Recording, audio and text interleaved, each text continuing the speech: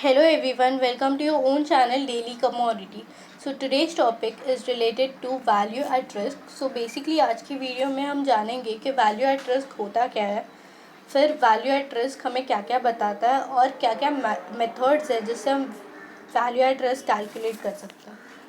तो before starting with the video, let me remind you that if you haven't subscribed to our channel yet, please do subscribe to our channel and press the bell icon to get all the notifications and updates from Daily Commodity. So हम value at risk क्या होता है वो पहले जानते हैं. Value at risk एक ऐसा मेजर है जिसके थ्रू हम एक पर्टिकुलर इन्वेस्टमेंट पे कितना लॉस होने के चांसेस है, कितना रिस्क है, वो हम आइडेंटिफाई कर सकते हैं. It estimates how much a sets of investment might lose. ये जो भी मतलब लॉसेस होते हैं एक पर्टिकुलर इन्वेस्टमेंट पे, ये बेस्ड होता है करंट मार्केट फ्लक्चुएशन या सिचुएशन पे, जो भी अभी मार्केट में चल रहा है इतने टाइम से, उसके ऊपर बेस्ड होता है. Value at risk is a measure of the risk of loss for the investment.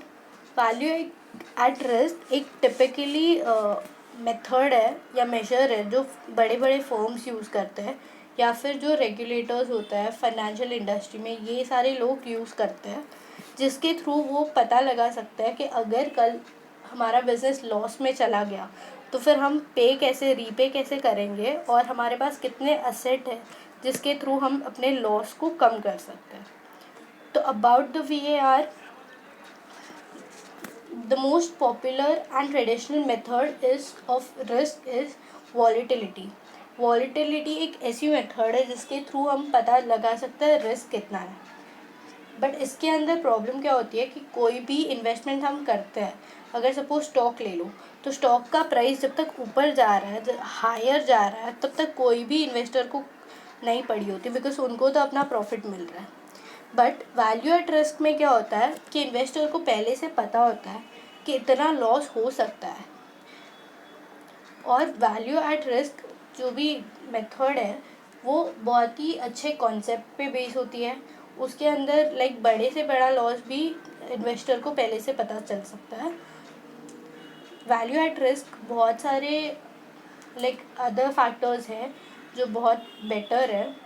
उसके अंदर हम ये भी जान सकते हैं कि ये केस में वर्स्ट सिचुएशन क्या हो सकती है. अगर किसी भी स्टॉक में आपने इन्वेस्ट किया हो तो उसमें ये मेथड से हमें पता चल सकता है कि इसमें वर्स्ट सिचुएशन क्या होगी और कितना बुरा हो सकता है, कितना बड़ा लॉस हो सकता है आपको, वो आपको पता चल जाएगा.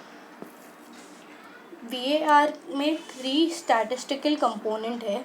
एक होता है टाइम पीरियड, दूसरा होता है कॉन्फिडेंट लेवल, जो भी इंफॉर्मेशन उसके अंदर दी गई होती है वो पूरा एनालाइज वगैरह करने के बाद ही होता है.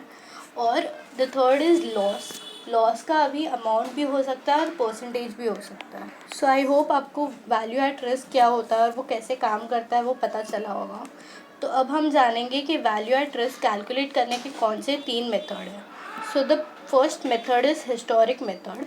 हिस्टोरिक मेथड में बेसिकली होता क्या है, जो भी हिस्टोरिक रिटर्न्स होते हैं, पहले के जो रिटर्न्स, उसको अरेंज किया जाता है ऑर्डर में कि इसके वर्स्ट प्राइस क्या थे और इसके बेस्ट प्राइस क्या थे, ताकि उसके बेसिस पे जो भी इन्वेस्टमेंट है वो किया जा सके और जो भी हिस्ट्री थी पहले की वो रिपीट ना हो और रिस्क का जो पर्सपेक्टिव होता है वो दिखाया जाता है. The second method is the variance covariance method. ये मेथड के अंदर जो स्टॉक के रिटर्न्स है वो नॉर्मली डिस्ट्रीब्यूट होते हैं. अगर ये मेथड की हम बात करें तो इसके अंदर 2 एस्टिमेटेड फैक्टर्स होते हैं. एक होता है एक्सपेक्टेड रिटर्न और the second is a standard deviation, जिसके ऊपर पूरा डिस्ट्रीब्यूशन जो कर्व होता है वो बेस्ड होता है. The last method is Monte Carlo simulation. ये मेथड के अंदर एक मॉडल होता है जो डेवलपिंग होता है अबाउट द फ्यूचर प्राइस.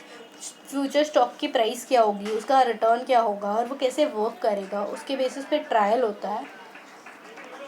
ये मेथड में रैंडमली ट्रायल्स होते हैं, बट इसके थ्रू हम ज़्यादा जान नहीं सकते स्टॉक के बारे में, तो इसका इतना बेनिफिट नहीं है. अगर आप कोई भी मेथड के बारे में डिटेल में जानना चाहते हैं या फिर कोई भी टॉपिक और हो जिसके बारे में आप कोई वीडियो चाहते हैं, तो आप कमेंट सेक्शन में जाके कमेंट कर सकते हैं। हम सारे आपके कमेंट्स पढ़ेंगे और हम अकॉर्डिंगली वीडियो बनाएंगे। तो अगर आपको ये वीडियो अच्छा लगा तो please do like, comment, share, subscribe. Thank you.